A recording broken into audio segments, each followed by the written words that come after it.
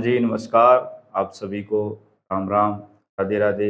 आप सभी का हमारे इस ऑनलाइन प्लेटफॉर्म पे हार्दिक स्वागत है। तो जैसा कि आप सभी जानते हो, इस पल का विद्यार्थियों को इंतजार था नीट भर्ती परीक्षा। आप सभी जानते हो, काफ़ी लंबे समय से इसकी मांग हो रही थी और आने वाली जो थर्ड ग्रेड भर्ती परीक्षा है, उससे पहले आप सभी को पता है राजस्थान के अंदर क्या है, अध्यापक पात्रता भर्ती परीक्षा, जो कि अपने पहले आरटेट नाम हुआ करता था और वर्तमान समय में इसको क्या बोलते हैं, टेट, राजस्थान अध्यापक पात्रता भर्ती परीक्षा। ये वर्तमान समय के अंदर क्या है, चर्चा के अंदर है, क्योंकि पहले काफ़ी दिनों से क्या है इसकी मांग कर रहे थे विद्यार्थी, लेकिन अभी इसकी क्या है घोषणा हो चुकी है और एग्ज़ाम का भी आपको पता चल गया होगा।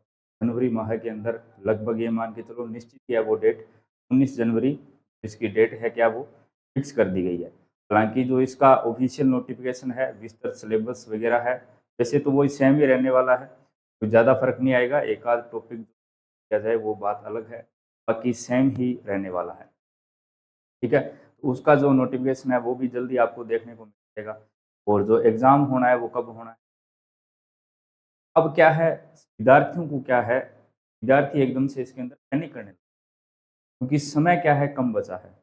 मात्र ये मान के चलिए 100 दिन है, लेकिन आप उनमें से 10 दिन वैसे निकाल दीजिए, काफ़ी सारे त्योहार भी आने वाले हैं। ठीक है? तो 90 दिन आपके पास है, एक प्रकार से रीट भर्ती परीक्षा है, उसके लिए आपके पास कितने दिन शेष हैं? मात्र 90 दिन शेष है। और अभी क्या है, विद्यार्थियों ने पहले इसकी क्या है कोई तैयारी नहीं की। हमारे राजस्थान के अंदर, और केवल राजस्थान की नहीं मैं बात कर रहा हूँ, सोशल मीडिया जब से आया है ना, तब से विद्यार्थियों को क्या सिस्टम हुआ है, जब भी कोई भर्ती परीक्षा का नोटिफ़िकेशन आता है ना, उसके बाद विद्यार्थी तैयारी शुरू करते हैं। ठीक है? यानी इससे पहले जो विद्यार्थी पहले से तैयारी कर रहे हैं, उनको कोई भी प्रकार की चिंता नहीं है। लेकिन जिन विद्यार्थियों ने क्या है अभी तक तैयारी की शुरुआत नहीं की, उनके लिए सबसे बड़ी समस्या ये भी 90 दिनों के अंदर रीट पास कैसे करें। तो बार-बार उनके मैसेज आ रहे हैं, अभी बहुत कम रह गया है। उनको कैसे भी करके क्या है रीट की जो भर्ती है, उसको पास करना है, उसको पास करवाओ। तो इस प्रकार के प्रश्न और सवाल-जवाब विद्यार्थियों के आ रहे हैं, जिसके लिए आज का हमारा क्या है, विषय रखा गया है, जिसके अंदर अपनी चर्चा करने वाले हैं। सबसे ज़्यादा जो सवाल आ रहे हैं विद्यार्थियों के, कि रीट के लिए पात्रता, ये जो रीट के लिए पात्रता क्या होगी? पहली बात तो ये है। इसके बाद बीएसटीसी और बीएड प्रथम वर्ष वाले पात्र होंगे या फिर नहीं होंगे, पर अपने चर्चा करेंगे। क्या रीट पास अभ्यर्थियों को दोबारा से पात्रता देनी होगी? इन सभी मुद्दों के ऊपर आज क्या अपनी चर्चा करेंगे। तो सबसे पहले अपनी बात करें रीट के लिए पात्रता क्या होगी। देखिए, जो भी विद्यार्थी बीएसटीसी कर रहे हैं या फिर जिन्होंने बीएसटीसी पास कर रखा है, वो सभी विद्यार्थी क्या है रीट का जो एग्जाम दे सकते हैं। इसके अलावा बीएसटीसी आप सभी जानते हो, 12th पास आउट के बाद बीएसटीसी का एक कोर्स होता है, 2 साल का कोर्स होता है। और जो विद्यार्थी जिन्होंने ग्रेजुएशन के बीएड पास कर रखा है, वो विद्यार्थी भी क्या है लेवल 2 से क्या है रीट की परीक्षा दे सकते हैं। अब ये लेवल 1 और लेवल 2 क्या होता है, इसके ऊपर भी अपनी चर्चा करेंगे। आप सभी जानते हो लेवल 1 के अंदर क्या होता है, चलिए आपको बता देता हूँ थोड़ा सा। रीट जो है, इसके अंदर 2 पेपर होंगे। एक होगा रीट लेवल 1 का, ये किसके लिए होता है, ये वो पेपर दे सकते हैं बीएसटीसी वाले जो विद्यार्थी हैं, ये बीएसटीसी वालों के लिए है।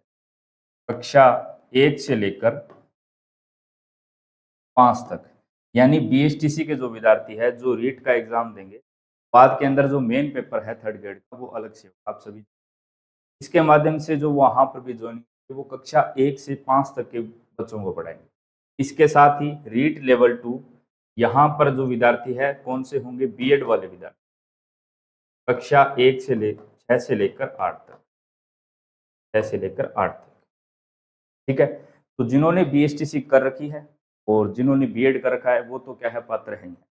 अब सबसे बड़ी बात ये है, जिन्होंने अभी जो बीएसटीसी कर रहे हैं, जिनका 1 वर्ष पूर्ण हो चुका है, और या फिर जो बीएड कर रहे हैं, जिनका प्रथम वर्ष जो है पूर्ण हो चुका है और जो दूसरे वर्ष के अंदर है, उन विद्यार्थी वो विद्यार्थी भी क्या है रीट भर्ती की परीक्षा दे सकते हैं। तो वो क्या है मान्य होंगे, इसके अंदर घबराने की आवश्यकता नहीं है। जो अभी बीएसटीसी कर रहे हैं, जिनका मतलब दूसरा वर्ष चल रहा है, या फिर जो बीएड के अंदर जिनका दूसरा वर्ष चल रहा है, वो सभी रीट भर्ती की जो परीक्षा है उसको दे सकते हैं और उनका जो सर्टिफिकेट आएगा वो भी, क्योंकि रीट भर्ती केवल एक थर्ड ग्रेड अध्यापक बनने के लिए पात्रता परीक्षा है।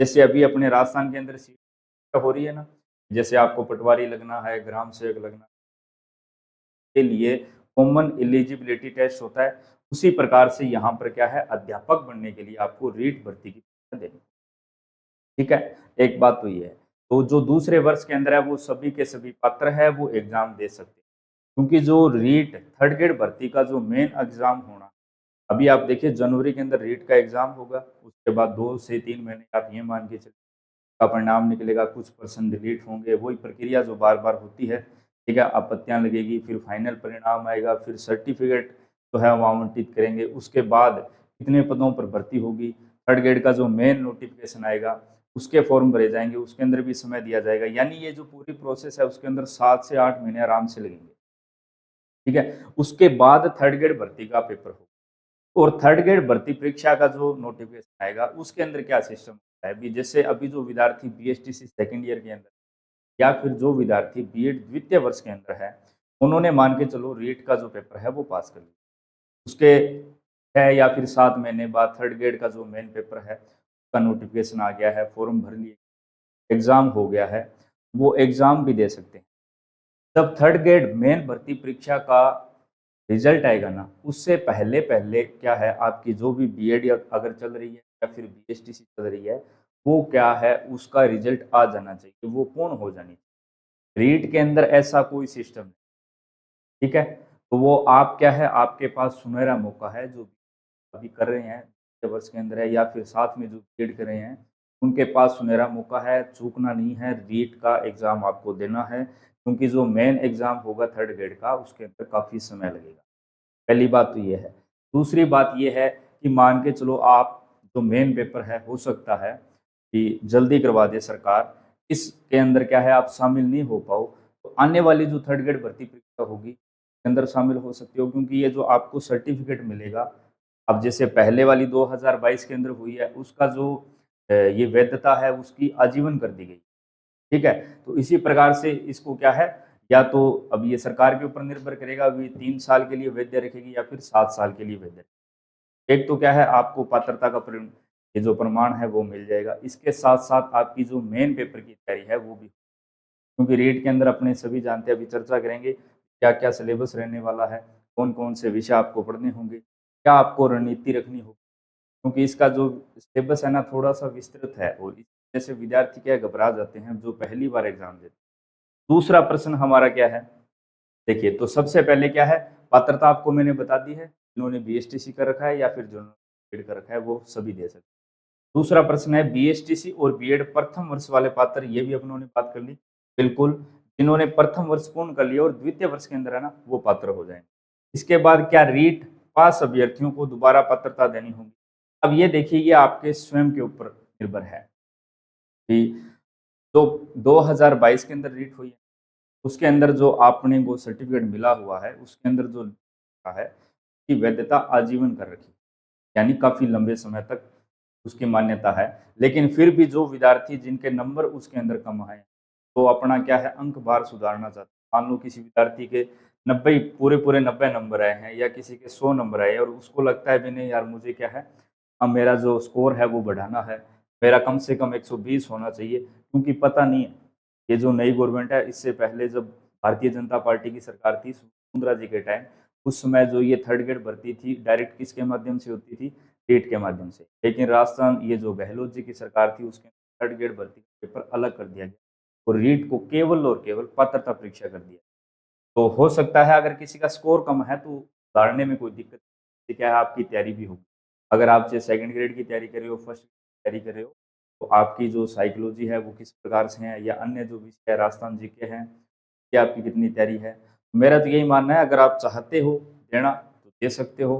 हाँ, अगर आपको ये लगता है भी मेरी तैयारी नहीं है और मुझे स्पेशल तैयारी नहीं करी है, मैं की तैयारी कर रहा हूँ या फर्स्ट ग्रेड की तैयारी कर रहा हूँ, तो फिर अपना समय जो है वो बताइए, कोई बड़ी बात नहीं, आपको देने की आवश्यकता नहीं। अगर आपने पहले वाली के अंदर अच्छा स्कोर कर रखा है फिर देने की आपको आवश्यकता नहीं। सबसे बड़ा जो इश्यू है वो किन विद्यार्थियों को, जो नए विद्यार्थी हैं ना जितने, उनको सबसे ज़्यादा घबराहट है, जिन्होंने पहले से एग्ज़ाम दे रखा है, जिनके नंबर कम है, उनको पता है भी पेपर किस प्रकार से आता है, वो मात्र 2 या 3 महीने पढ़कर ही अपना स्कोर आराम से क्या है अच्छा स्कोर क्योंकि पास करनी है आपको, आराम से पास कर लोगे, 90 अंक चाहिए। इसके अलावा अभी सरकार डिसाइड करेगी, जैसे इस बार छूट दी गई थी 5% की, इस बार कितनी छूट दी जाती है वो अपने को थोड़े से समय बाद पता चल जाएगा। लेकिन आपको क्या है, मान कर यही चलना है, नेगेटिव मार्किंग है नहीं, 150% आएंगे। आपको अपना टारगेट ही कितना रखना है, 80 या 90% रखना है, क्योंकि अगर आप 80 या 90% मान के चलोगे तब भी आप 60, 65 या 70 तक पहुंच पाओगे। अगर आपने यही सोच लिया मुझे तो बस 90 ही अंक चाहिए, फिर पूरे पूरे 90 भी नहीं आए, क्योंकि आपका जो माइंड सेट है ना वो वहीं पर सेट हो जाता है।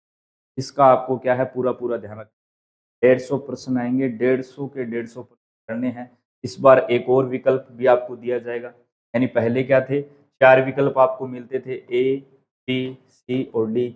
और अभी क्यों है, सभी विद्यार्थियों को पता चल सके, क्योंकि जिन भर्तियों के अंदर क्या है नेगेटिव मार्किंग होती है, वहां पर अपने क्या है, जब प्रश्न को लीव करते हैं तो ई वाला ऑप्शन करते हैं। लेकिन रीट के अंदर आपको ऐसा बिल्कुल भी नहीं करना है।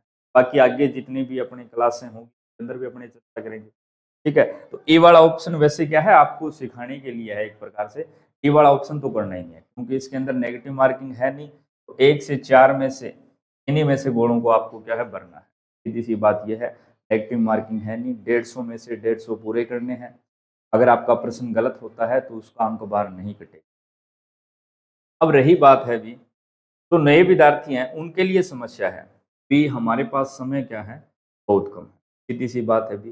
तो सबसे पहले मैं आपको बताना चाहूँगा, सभी जो विद्यार्थी हैं जो तैयारी करने वाले, अगर आप कहीं से ऑफलाइन तैयारी कर रहे हो या फिर किसी ऑनलाइन प्लेटफॉर्म पर आप जुड़े हुए हो, ये ज़रूरी नहीं है आप कोई भी प्लेटफॉर्म से जुड़े हुए हो, वहाँ से अगर आपको अच्छा लग रहा है कि हमारा जो सिलेबस है वो टाइम से पूरा हो जाएगा और हम वहाँ से कर लेंगे, आपको क्या है, अपना विश्वास बनाकर रखना है। सबसे ज़्यादा क्या है, ध्यान देने वाली बात क्या है कि जो आरपीएससी है या फिर आपका अधीनस्थ बोर्ड है या फिर आपका जो अजमेर बोर्ड है, इन तीनों का पैटर्न अलग है। आरपीएससी का प्रश्न पूछने का तरीका अलग है। अधीनस्थ बोर्ड तो आप जानते ही हो, बहुत बार ऐसा होता है पेपर क्या है, आउट ऑफ सिलेबस ही चला जाता है। उसका तो कुछ लेवल का ही पता नहीं है, कई बार कुछ प्रश्न तो इतने आसान से डाल देता है और कई प्रश्नों का लेवल बच्चों को समझ में नहीं आता, तो उसको छोड़ ही दीजिए। लेकिन बोर्ड, ये जो अजमेर बोर्ड है, ये बहुत ही अच्छा पेपर बनाता है। पेपर जो है आपका एक लेवल के अनुसार होगा, बहुत सारे प्रश्न आपको आसान देखने को, बहुत सारे कठिन आपको देखने को मिले, एक अच्छे लेवल का पेपर बनाता है। अब सबसे पहले अपने क्या है, इसके जो पेपर का पैटर्न है ऊपर चर्चा कर लेते हैं, उसके बाद अपने देखिए 2 लेवल है। ये जो लेवल फर्स्ट है ये किसके लिए, बीएसटीसी के लिए है। इसके ऊपर विवाद भी हो चुका है। गहलोत जी के टाइम बीएड वालों को शामिल किया गया था, लेकिन राजस्थान सरकार जो हाई कोर्ट है ने क्या किया, बीएड वालों को इससे बाहर कर दिया। ये केवल किसके लिए है, बीएसटीसी वालों के लिए। दूसरी बात, जिस विद्यार्थी ने बीएसटीसी कर रखी है और साथ में उसने क्या है, ग्रेजुएशन को भी पूर्ण कर लिया, जो पुराने विद्यार्थी उनकी बात कर रहा हूँ, तो वो जो ऑफिशियल नोटिफिकेशन आएगा उसके अंदर आप देख लेना, क्योंकि ये क्या है, बीएड के अंदर भी पात्र होंगे, तो आप दोनों ही फॉर्म भर सकते। वो जैसे ही आपका रीट का नोटिफिकेशन आएगा उसकी सूचनाएं जो आप हम भी डाल देंगे और आप भी क्या, दानपूर्वक। सबसे पहले होता क्या है, ये जो लेवल फर्स्ट और लेवल 2 है, इन दोनों के अंदर आप सभी जानते हो 150 अंक का पेपर आएगा। कितने अंक आएगा, 150 अंक का पेपर आएगा। अब बात करते हैं, सबसे पहले अपने बात कर देते हैं लेवल फर्स्ट के अंदर क्या सिस्टम। देखिए इसके अंदर एक प्रकार से ये मान के चलिए 5 सब्जेक्ट हैं। सबसे पहला क्या है, 30 अंक की आएगी आपकी साइकोलॉजी, इसको अपने किस नाम से जानते हैं, मनोविज्ञान। ये दोनों के अंदर सेम है। 30 नंबर की आपकी जो लेवल फर्स्ट का पेपर है उसके अंदर भी आएगी और इसके अंदर भी आएगी। 30 अंक किसके आएंगे, साइकोलॉजी के लिए। इसके बाद क्या है, ये जो पात्रता परीक्षा है इसके अंदर क्या है, आपको भाषा का चुनाव करना, 2 भाषाओं का आपको चुनाव करना।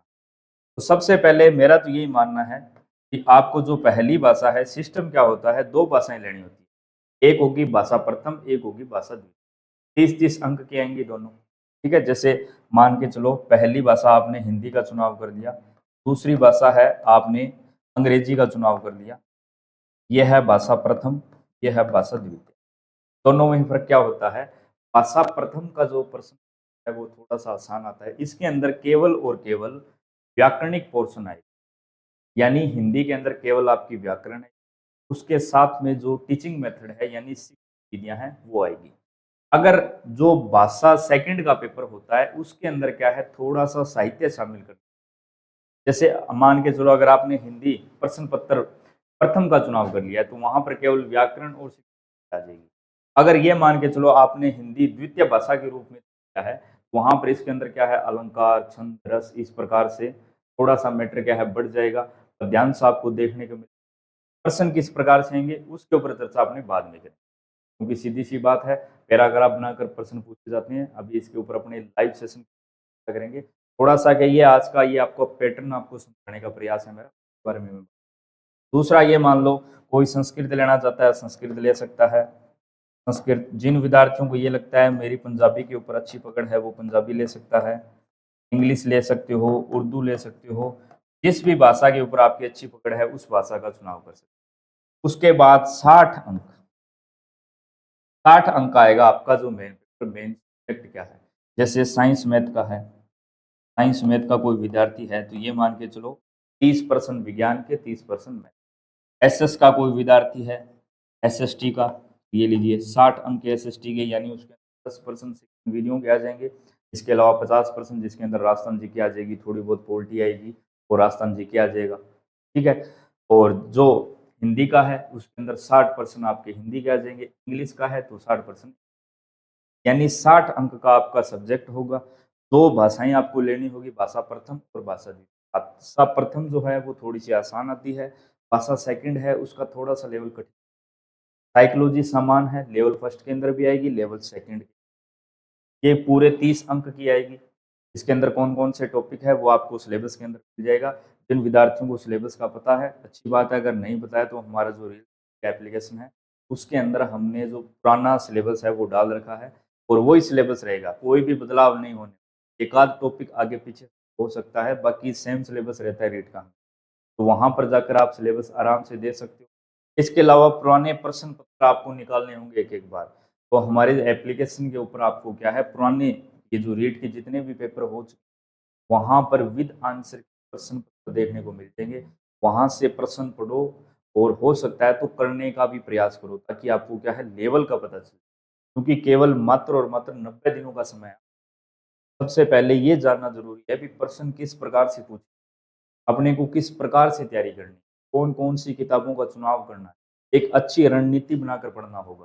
क्योंकि रीट ऐसी परीक्षा है अगर आप चाहो तो मात्र 3 महीने, अगर नहीं होगी ना तो 3 साल भी पढ़ लोगे ना तो भी नहीं होगी, क्योंकि इसका एक अलग ही लेवल है। हालांकि मैं डरा नहीं रहा हूँ आप, आसान है, बिल्कुल ही आसान है। अच्छे से पढ़ोगे 60 दिन भी आपके लिए काफी है।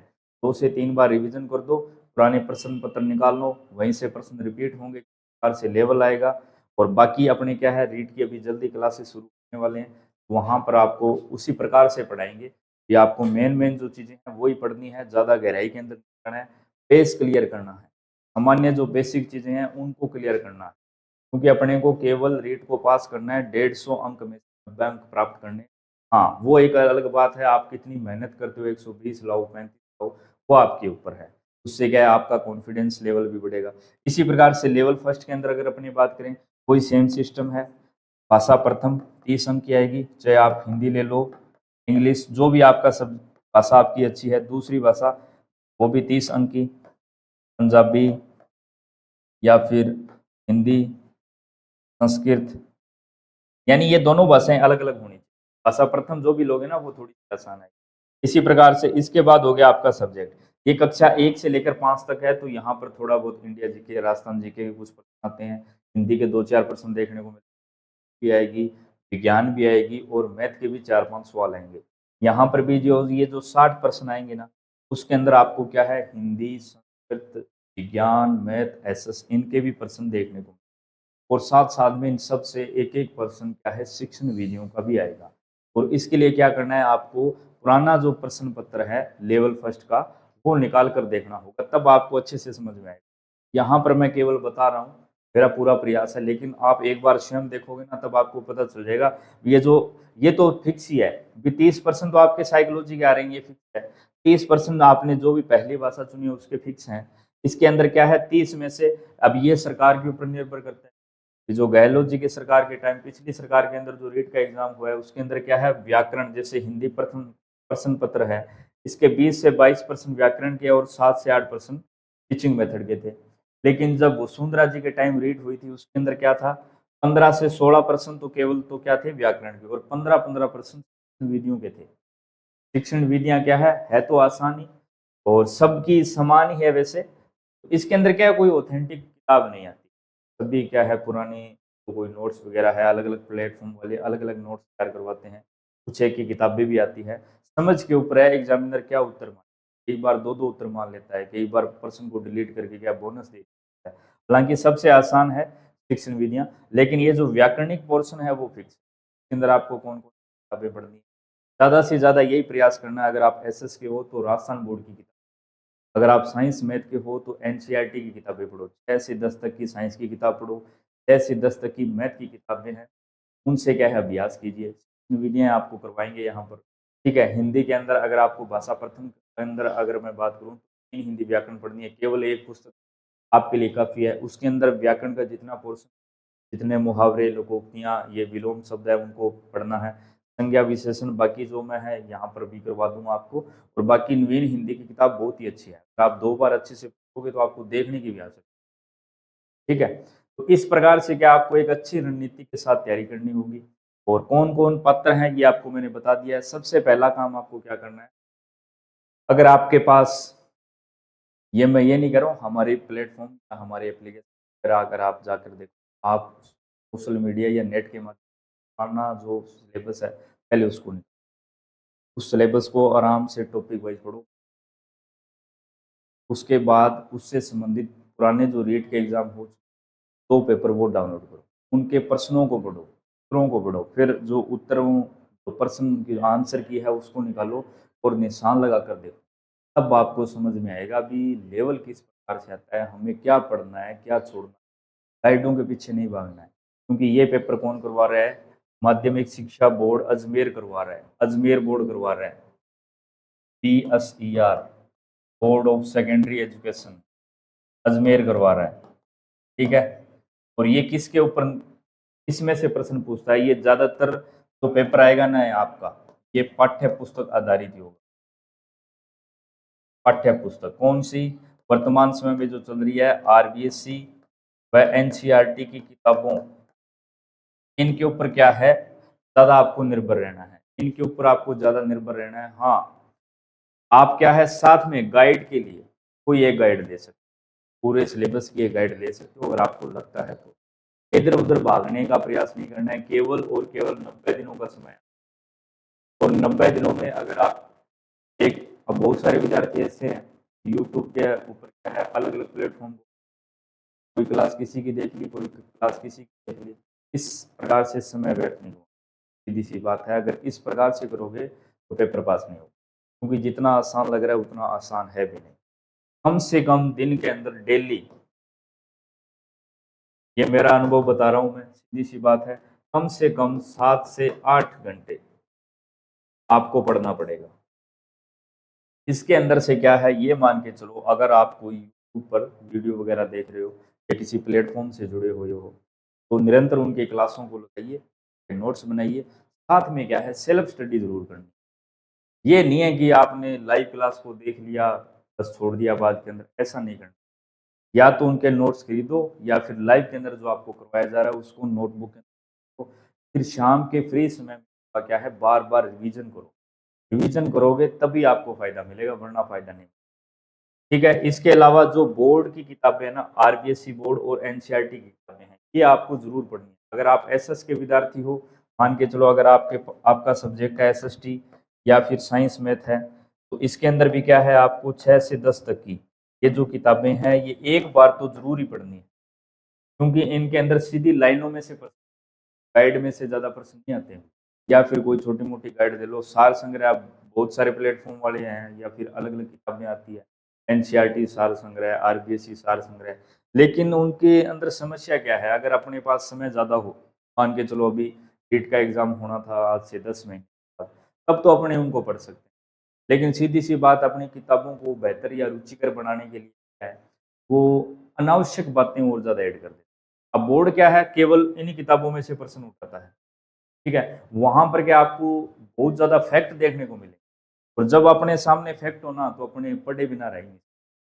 तो उनके अंदर क्या है, आपको समय भी ज़्यादा लगेगा, क्या है, याद भी नहीं होगा। जबकि किताबें जो हैं वो ज़्यादा रुचिकर रहेंगी, आप अच्छे से एक बार पढ़ लेना। इसके अलावा आप किस भी प्लेटफॉर्म के उनके नोट्सों को आप बार-बार रिवीजन करना। पुराने प्रश्न पत्र हैं, उनका मैं बार-बार बोल साथ में वो निकालने पड़ेंगे। और जो शिक्षण विधियों की बात रही, बात शिक्षण विधियों की, टीचिंग मेथड का बहुत ही महत्वपूर्ण, ये जो आपकी शिक्षण विधियाँ हैं ना, शिक्षण विधियाँ, इनकी सीधी-सी बात बता देता हूँ, इनकी कोई भी ऑथेंटिक किताब नहीं है। जो भी एग्ज़ामिनर पेपर बना रहा है, उसके माइंडसेट के ऊपर निर्भर करता है। इसके आपको क्या है, हमारा जो प्लेटफ़ॉर्म है, रियल स्टडी या फिर अन्य कोई भी प्लेटफ़ॉर्म से आप तैयारी कर रहे हो, अपने तो खुद ही बोलते हैं, बात है। अगर आप हमारे प्लेटफ़ॉर्म से जुड़े हो, बहुत अच्छी बात है, या फिर कोई अन्य प्लेटफ़ॉर्म से जुड़े हो, तो भी विद्यार्थी वीडियो, अगर आपको अच्छा लगता है, जो भी प्लेटफ़ॉर्म से तैयारी कीजिए। जो भी आपको नोट्स प्रोवाइड करवाए जाएँ, अगर वो करवा रहे हैं तो अच्छी बात है। शिक्षण विधियों से हमारे प्लेटफ़ॉर्म के ऊपर आपको क्या है, सभी प्रकार की, चाहे आपकी मैथ हो या फिर साइंस हो, हिंदी हो, आपको क्या है, नोट्स मिल जाएँगे और लाइव के अंदर आपको क्लासें भी मिलेंगी। इनको एक बार अच्छे से समझें।